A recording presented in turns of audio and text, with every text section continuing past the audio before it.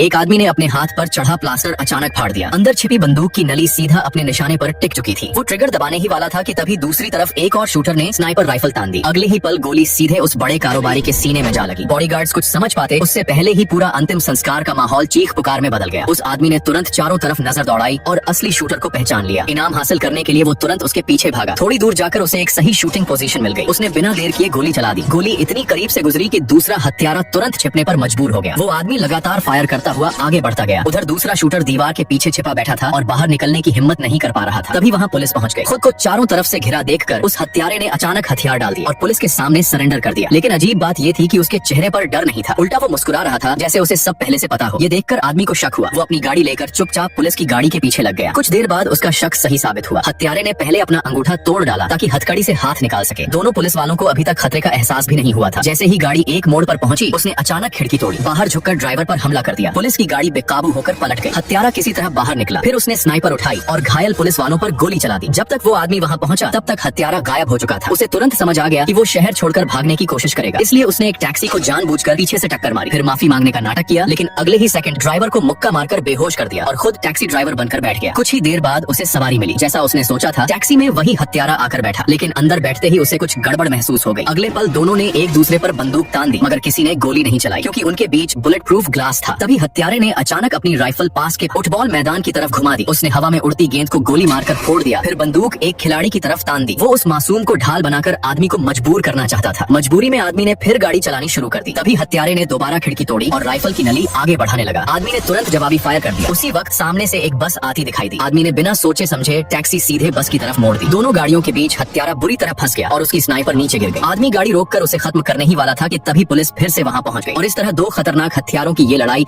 एक बार फिर अधूरी रह गई।